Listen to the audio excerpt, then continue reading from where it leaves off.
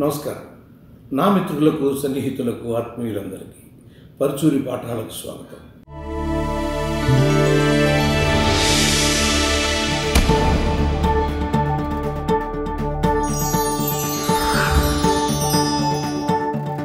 ఈ రోజున game changer Ram Charan cinema, S Shankar దర్శకత్వం అంటేనే మనకి అసలు ఒక ఎక్స్పెక్టేషను సినిమా రిలీజ్ ముందు నుంచి మరొక రకంగా ఉంటుందండి.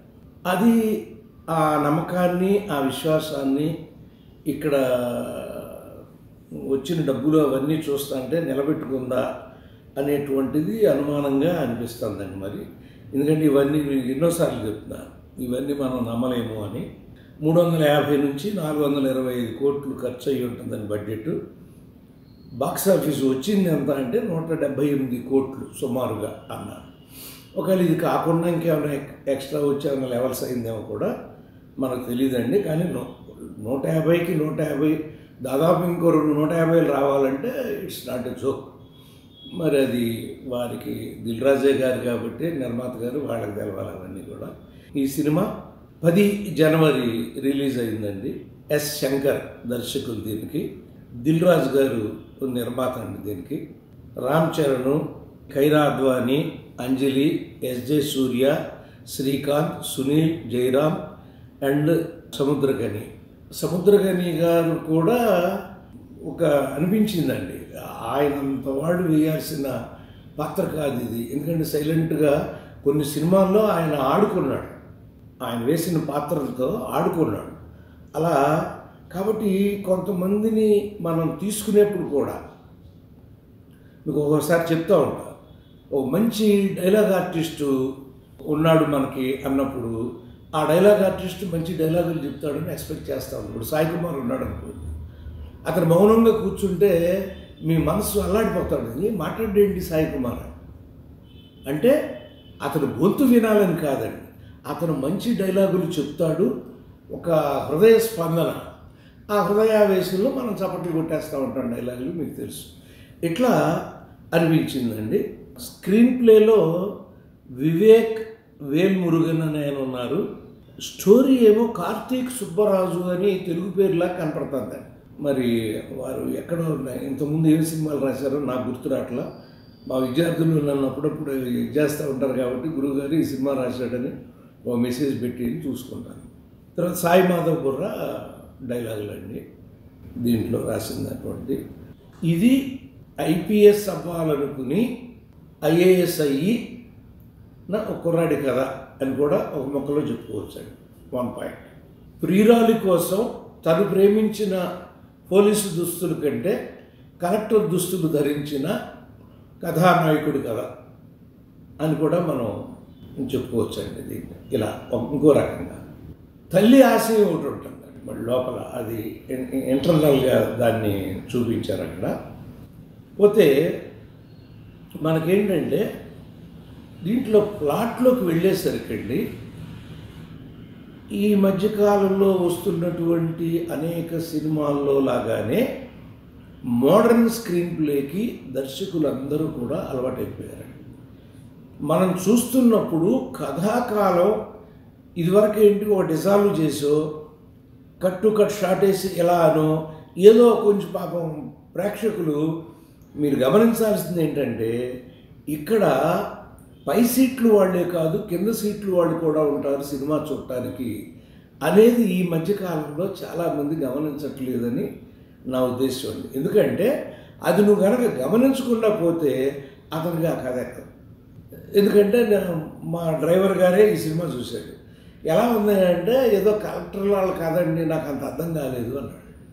అంటే నువ్వు అతని హృదయంలోకి రీచ్ అవ్వలేకపోయావు. ఒక రామ్ చరణ్ కోసం వచ్చాడు అతని సినిమా చూడాలన్న కోరికతో వచ్చాడు అతను అక్కడ. కానీ అతనికి కలెక్టర్ అని అర్థమవుతుంది తప్ప ఆ సీక్వెన్సులు అది ఒకటి. రెండోది కూడా మీరు గమనిస్తే ఈ మధ్యకాలంలో మెయిన్ విలన్కి హీరోకి మధ్య సీన్లు ఎక్కువ నడిపేస్తూ అలా తీసుకుంటూ వెళుతున్నారండి. సునీల్ పాత్ర ఒకటి ఇందులో చాలా విచిత్రంగా ఉందండి. అతను స్ట్రైట్గా నడవకుండా నేను ఎలా నడుస్తానండి, నేను నడవటం అనేది ఒక డైరెక్టోరియల్ టచ్. దానిలో కూడా ఎండ్లో ఇలా చేసి ఉంటే అనేది నాకు ఒకటి అనిపించిందండి. అది లాస్ట్లో చెప్తామండి, ఆఖరి మాటలాగా చెప్తాను. ఆ సునీల్ గురించి మీకు చెప్తానండి. అది ఇలా మనకేంటంటే ఒక సక్సెస్ఫుల్గా ఐపీఎస్ ఆఫీసర్ అవ్వాలని కోరుకున్న ఒక కుర్రవాడు ప్రియురాలి కోరిక మీదకి ఐఏఎస్ ఆఫీసర్గా మారటం అనేటువంటి ఒక చిన్న ఇతివృత్తాన్ని బేస్ చేసుకుని ఒక 2 గంటల 30-40 నిమిషాల పాటు మనకి ఒక అద్భుతాన్ని చూపించాడండి శంకర్ గారు. మనం చూస్తేనండి సామాన్యంగా కలెక్టర్లు, డాక్టర్లు ఇలాంటి పాత్రలు ఇప్పుడు మేమే తీసామండి. సర్పయాగం మాకంటే ముందు మానవుడు దానవుడు తీశారు ఉషశ్రీ గారు. డాక్టర్ క్యారెక్టర్ అంటే డాక్టర్ క్యారెక్టర్లు 2 కూడా సూపర్ హిట్లేగా. అదే సోమరావు గారి మీద 19 ఏళ్ల తేడాలో అదెంత హిట్ అయిందో ఇది అంతే హిట్ అయిందండి. మరి కాబట్టి మనం తీసుకునే పాత్రలో తప్పు లేదు, వాటిని ప్రజెంట్ చేయటంలో తప్పు వస్తుందేమో అని అనిపించిందండి చూస్తుంటే. ఒక ఎలిమెంట్ ఆఫ్ ఇంట్రెస్ట్తోనే ఈ సినిమా స్టార్ట్ చేశారండి. అయితే శ్రీకాంత్ పాత్ర మీద అంటే ముఖ్యమంత్రిగా అతను ప్రమాణ స్వీకారం అతను వినపడుతున్నట్టు, అతను పడిపోయినట్టు, అతను హాస్పిటలైజ్ అయినట్టు, దాంతో మనని తీసుకెళ్తాడంటే ఆయన్ని తీసుకెళ్ళేప్పుడు ట్రాఫిక్ జామ్, దాని మూలంగా అతను అయిపోతాడేమో అక్కడే అనేటువంటి ఒక ప్రమాదాన్ని సృష్టిస్తూ ఇలా ఒక అద్భుతాన్ని తీసుకెళ్ళాడు. హీరో పాత్రకు వచ్చేసరికి చాలా భయంకరంగా ఎరక్కొట్టేసుకుంటా వస్తున్నాడు. అంటే ఒరిజినల్గా అతను ఐపీఎస్ అవుదాం అనుకున్నాడు కదా, అలా కొట్టుకుంటూ వచ్చేసేటువంటి అతను ప్రియురాలి కోసం అలాంటి కొట్టడం మానేశాడు. ఇది ఈ పాయింట్ రామ్ చరణ్ హీరోగా సరైంది కాదేమోనని నా మనసుకు అనిపించింది. ఎందుకంటే అతను ఒక అద్భుతమైన మాస్ హీరో. ఆల్మోస్ట్ చిరంజీవి గారి ఫుడ్ స్టెప్స్లో పైకి వచ్చినాడు. మేము రాసాం బ్రహ్మాండమైన సినిమాలు, అతను మీకు తెలుసు. అంటే అద్భుతమైన మాస్ హీరో, క్లాస్ హీరో లాగా దీంట్లో యాక్ట్ చేయించాడండి ఈయన శంకర్ గారు. ఇది ఆయన రామ్ చరణ్ మీద రిస్క్ చేశాడు అని అనిపించిందండి. కానీ పెర్ఫార్మెన్స్గా చూస్తే చాలా అద్భుతంగా రామ్ చరణ్ యాక్ట్ చేసుకుంటూ వెళ్తున్నాడు. బట్ అతన్ని ప్రేమించే ప్రేక్షకుడికి ఏంటి గురి చివరి క్లైమాక్స్కి వచ్చేసరికి మళ్ళీ వాడి కోరిక తీర్చకపోతే ఏమవుతుందో తెలుసు కాబట్టి వాడి కోరిక తీర్చాడండి. చివరిలోకి వచ్చేసరికి ఆయనకి అర్థమై ఉంటుంది ఇక్కడ కూడా మనం ఆపితే కొంప కొల్లేరు అవుతుంది అనేటువంటి భావన డైరెక్టర్ గారు వచ్చి రామ్ చరణ్ని విజృంభించేలాగా ఒక అద్భుతాన్ని సృష్టించాడండి. అతని తెలివితేటలో ఒక హెలికాప్టర్లో వచ్చి అతను రైలు పట్టాల మీద గ్రూపును పుడుకోబెట్టేసి రైలు వచ్చేలోపు మీరు కనుక ఇది చేయకపోతే రైలు మీ మీద నుంచి వెళ్ళిపోతుందని వాళ్ళందరూ మళ్ళీ ఆయనే వచ్చేసి వీళ్ళెవరూ కూడా విడుదల చేసుకోలేకపోతే ఎవరినైతే అతను తప్పించాడో వాళ్ళే అతనికి ఆత్మీయ సైన్యంగా ఉపయోగపడుతున్నట్టుగా స్క్రీన్ ప్లేలో చూపించుకున్నాడు. క్లైమాక్స్లో కూడా అందులోనే ఒక అతని మీద అతను ఇది చేసినప్పుడే రామ్ చరణ్ భయంకరంగా కొడతాడు. అలా చేశాడండి. అలాగే నరేష్ గారు ఆ అమ్మాయి వీళ్ళ తల్లిదండ్రులుగా మనం నమ్మించారు. కానీ వాళ్ళు కాదు, అసలు తల్లిదండ్రులు వేరే అనేటువంటి ఒక అద్భుతమైన పాయింట్ మనకి చెబుతూ పాత్రల మధ్య దాచిపెడుతూ క్లైమాక్స్ అంతా కూడా లాస్ట్ 20 నిమిషాలు దీని మూలంగా రామ్ చరణ్ దొరికిపోతాడు, ఏమైపోతాడు ఇతను అనేటువంటి దీనికోసం అంటే ఒక అద్భుతమైన సాక్రిఫైస్ చేసిందండి మదర్. చేసి ఉండకపోతే ఈ కథ ఇలా ఎండ్ అయ్యేది కాదండి, ఇంకో రకంగా ఎండ్ అయ్యేది. ఆ చెప్పులు చూపిస్తున్నారు, ఆవిడ చూపిస్తున్నారు పక్కన. అంటే ఒక థాట్లోనేమో ఆవిడ బతికే ఉన్నారు అని మనకు ఒక ఆశ చూపిస్తూ చెప్పులు మాత్రం ఇక్కడ ఇచ్చేసి ఉన్నారు, దాంట్లోకి విడిపోయారు దాంట్లోకి అనేటువంటిది మనం నమ్మించాడండి ఆయన. సీఎం అంటే అవినీతి చేసి తన మిత్రుణ్ణే అంటే తనకి గురువు లాంటి వాడు తనని తీసుకొచ్చేసి ఒక స్థానంలో కూర్చోబెట్టిన వ్యక్తినే హత్య చేసినటువంటి వాడు ముఖ్యమంత్రిగా ఉంటాడని చాలాళ్ళు ఇక్కడ. అతను యంగేజ్లో మామూలు ప్యాంటు షర్ట్తో కూడిస్తే ఇక్కడ తలంతా నేర్చిపోయినాక చనిపోయాడు. అంటే అన్ని రోజులు ఆ దుర్మార్గుడు ముఖ్యమంత్రిగానే కొనసాగాడు. అంటే మళ్ళీ పుట్టిన పిల్లాడు పెరిగి పెద్దాడి తండ్రికి జరిగిన అన్యాయానికి ప్రతీకారం కాదే ఇందాక చెప్పుకున్నాం కదా మనం, అలా చేయటం కోసం. అలా అతను ఎప్పుడైతే రామ్ చరణ్ని మళ్ళీ ఇప్పుడు చూశాడో అతనిలో ఒక చిన్న జ్ఞానోదయం వచ్చి అతన్ని ముఖ్యమంత్రిని చేసేద్దాము అని అనుకున్నాడు. కానీ అది జరిగిందా లేదా అనేది మళ్ళీ అది జరగకుండా ఉండటానికి ఆ అబ్బాయి ఏం చేశాడు అనేటువంటిది కూడా మనకి ఇందులో కథలాగా ఒక అద్భుతమైన నేరేషన్తో తీసుకెళ్ళాడు. ఒక స్టేజ్లో నాకు అంటే సెకండ్ హాఫ్లోనండి నాకు అనిపించింది, మరి మీ అందరికి అనిపించిందో లేదో తెలియదు కానీ, ఒక ఎన్టీ రామారావు గారు తెలుగుదేశం పార్టీ పెట్టినప్పుడు కిలో బియ్యం రూపాయలు ఈ దీన్ని ఒక ఇన్స్పిరేషన్గా తీసుకుని ఆ కథని అలా తీసుకువెళ్ళిపోయి ఎవరైతే ముఖ్యమంత్రి అవ్వాలో అతను అవ్వకుండా అనేటువంటి ఒక కథనాన్ని నడుపుకున్నారండి అక్కడ. అది అంటే ఆ ఇన్స్పిరేషన్ ఉందో లేదో వాళ్ళకి తెలియదు కానీ కాసేపు చూస్తా అంటే అలా అనిపించిందండి. ఇదేంటి ఇదంతా అన్నగారు పార్టీ పెట్టినప్పుడు సినిమాలాగా అనిపించింది ఏంటి అని అనిపించిందండి కొంత. అలాగే విపత్తు నిర్వహణ చట్టం అని అంటే చదువుకున్న వాడికి రాజకీయ నాయకుడికి ఎక్కడ తేడా ఉందో ఒక అద్భుతాన్ని దీనిలో విశ్లేషించాడండి. విపత్తు నిర్వహణ చట్టం అనేది ఒకటి ఉందనేది మేము కలెక్టర్లను చెప్తే తప్ప పరిపాలించే మంత్రులు మీకు తెలియదయ్యా అని హీరోకి డైలాగ్ రాసి, అంటే చట్టం పోలీసు కలెక్టరు ఇక్కడ మంత్రి వాళ్ళిద్దరూ రెండు కళ్ళులాగా కనుక లేకపోతే ఇతను ధృతరాష్ట్ర పాలన అయిపోతుందండి. దీన్ని కూడా చాలా అద్భుతంగా తీసుకొచ్చారండి. అలాగే నిజానికి మరి థియేటర్లో రెస్పాన్స్ ఎలా వచ్చిందో కానీ వాళ్ళ రౌడీల్ని వదిలేయని మంత్రి వచ్చి అడుగుతున్నప్పుడు అలా అని రాసేవాళ్ళ సార్ కాగితం మీద అనే సీన్ చాలా అద్భుతంగా పండి ఉంటుందండి. ఎందుకంటే ఏ కలెక్టరు అంత ధైర్యంగా ఒక మంత్రిని రాసేవాళ్ళ సార్ ఆన్ పేపర్ అని అడిగే ధైర్యం సామాన్య చేయరండి. భయం, మనకెందుకు 4 రోజులు మనం పనిచేస్తాం లేకపోతే ఈ ఊరి నుంచి ఇంకో ఊరు వెళ్ళిపోతాము అనేటువంటి ఆ భయం పోలీసులకి కలెక్టర్ ఇలాంటి అధికారులకి ఎప్పుడు పోతుందో అప్పుడు రాజ్యాంగం చక్కగా పనిచేస్తుంది, రాజకీయం కూడా ఆటోమేటిక్గా చక్కగా పనిచేయాల్సిన అవసరం వస్తుంది అనేటువంటిది కూడా దాన్ని చూపించాడండి.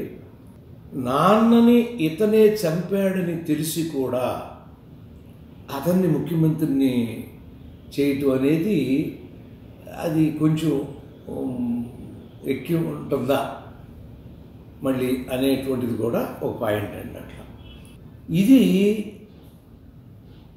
సీఎం బెడ్ మీద ఉండి నా తర్వాత హీరోనే సీఎం అవ్వాలి అని చెప్పాడు.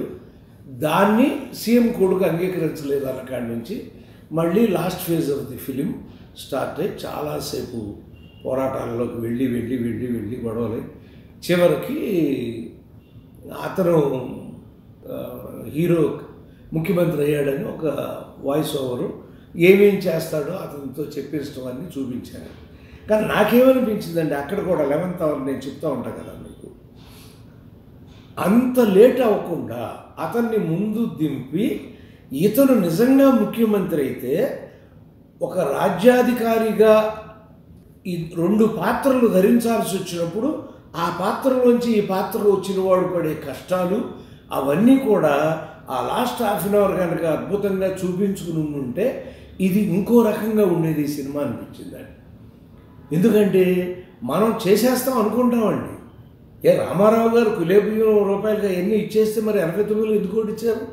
అదే ప్రజలు ఓడిచ్చారు కదా. ఆ తర్వాత కూడా చంద్రబాబు గారిని మళ్ళీ ఒకసారి మళ్ళీ ఓడిచ్చారు కదా, అప్పుడు గెలిపించారు మళ్ళీ.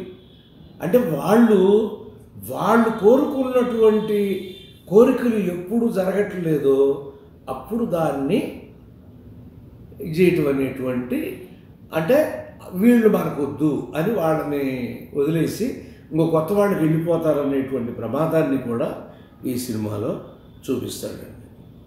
అలా ఈ క్లైమాక్స్లోనేమో అసలు బూతులు రిగ్గింగ్లు అంట కొంచెం కొంచెం అవాస్తవికతకు దగ్గరగా, అంటే సినిమాటిక్ అడ్వాంటేజ్ అంటామండి దాన్ని మనం ఏమంటాం, సినిమాటిక్ అడ్వాంటేజ్ తీసుకుని వాటన్నిటినీ కూడా తీసుకెళ్ళిపోయి వేరే చోట, అంటే ఇంత ఫోర్స్ ఉండి ఎవరో ఒక రౌడీలు 100 మందో 200 మంది వస్తే ఎలక్షన్లో కౌంటింగ్ జరగనివ్వరు అని అలా వెళ్ళటం అనేది కూడా కొంచెం ఆశ్చర్యకరంగా అనిపించిందండి. ఆ పాయింట్ కూడా ఇదే పని అక్కడ ఉండి కూడా చేయొచ్చు, అతను లోపల జరుగుతూ ఉంటుంది, అక్కడే కూర్చుని మీరు కానివ్వండి ఈయన చేయొచ్చండి ఇక్కడ. కానీ అందరిని అంటే తను ఒక్క చోటే ఉంటాడు కాబట్టి మిగతా అన్ని చోట్ల ఉండలేవు కాబట్టి అని ఆ నిర్ణయం తీసుకుని ఒక చోటకి మార్చినట్టుగా, ముందే అసలు ఒక చోటనే అతను నిర్ణయం తీసుకునే హక్కు అతనికి ఉందని, కాకపోతే వీళ్ళు ఈ ఐడియా వేశారు కాబట్టి అప్పుడు మార్చుకున్నట్టుగా దాన్ని చూపించారండి. ఆ తర్వాత 30 సంవత్సరాల పాటు నేనే ముఖ్యమంత్రిని అంట ఒక సెటైర్ కూడా వేశారు. అది ఎవరి గురించి వేసి ఉంటారో మీకు తెలుస్తుంది. అది అలా ఇందులో జరగండి జరగండి పాట నేను ఇద్దరు ముగ్గురిని అడిగాను, జరగండి జరగండి జరగండి ఈ పాట ఈ సినిమాలో విన్నానా అయితే ఇంతకుముందు ఎక్కడైనా విన్నానా అని నాకు ఎందుకో, తెలంగాణ మాండలికంలో ఏమన్నా విన్నానా ఎక్కడ విన్నానో తెలియదు, కానీ ఈ పాట అలా అనిపించిందండి. రామ్ నందన్ అని ఏంటంటే హీరోకి రామ్ నందన్ అని పేరు పెట్టడంలో ఒక అర్థం ఉందండి. అతడు రాముడు శాంత స్వభావుడు, అందుకోసం పాత్రని అలా నడుపుకుంటూ వచ్చాడు అని చెప్పడం కోసం హీరో పేరు రామ్ నందన్. చివరిలో నందన్ సంతోషంతో ఎండ్ అవుతుంది పాత్ర. రాముడు కూడా అంతే కదండి, అరణ్యవాసం అన్నీ అయిపోయినా కూడా మళ్ళీ వచ్చి చక్కగా పరిపాలించుకున్నాడు కదా, ఎన్నో సంవత్సరాలు పరిపాలించి లవకుశులకి రాజ్యాన్ని అప్పచెప్పేసి వెళ్ళిపోయాడండి. అలా ఇది ఇందాక చెప్పుకున్నటువంటి సొంతింటి కళ అనేటువంటిది కూడా ఆ లేటెస్ట్ భారతదేశ వ్యాప్తంగా పార్టీలన్నీ చేస్తున్నటువంటి ఆ సొంతింటి కళను కూడా దీనిలో టచ్ చేశారండి. సునీల్ లాస్ట్ సీన్లో ఇలా చేసి ఉంటే బాగుండేది అన్ననే, అతను ఇలా ఇలా ఇలా ఇలా నడుస్తాడండి. ఇతను ముఖ్యమంత్రి అయినప్పుడు సునీల్ కనుక డైరెక్ట్గా నడిచి వచ్చి ఇలా సెల్యూట్ కొట్టుండే జనం చప్పట్లు కొట్టుండేవారు. ఎందుకంటే రాజ్యాంగం అడ్డంగా నడుస్తుంది కాబట్టి అతను ఇన్నాళ్ళు అడ్డంగా నడిచాడు, రాజ్యాంగాన్ని సక్రమంగా నడిపించే ముఖ్యమంత్రి ప్రమాణ స్వీకారం చేస్తున్నాడు కాబట్టి స్ట్రైట్గా నడిచాడు అనేటువంటి అర్థంతో అద్భుతంగా సినిమా ఎండ్ అయి ఉండేది అని నేను అనుకుంటున్నానండి. ఏమైనా సినిమా ఆ డబ్బులు ఎంత చేసి ఏంటి అవన్నీ వదిలేసి రామ్ చరణ్ నటన కోసం చూడాలి. శంకర్ ఆ స్క్రీన్ ప్లేలో చాలా మతలబులు ఉన్నాయండి. ఒక స్క్రీన్ ప్లే స్టూడెంట్స్ కోసం ఈ పాఠం చెప్దామా వద్దా అని స్క్రీన్ ప్లే కోసం చెప్పాలి. ఎక్కడెక్కడ ఏం చేయాలో ఆ స్క్రీన్ ప్లేలో మీరు కనుక అలా చేసుకుంటూ ఉంటే ఇదే సినిమా మరో రకంగా కూడా ఉండే అవకాశాలు ఉంటాయి అని తెలియజేస్తూ సెలవు తీసుకున్నాను. నమస్కారం.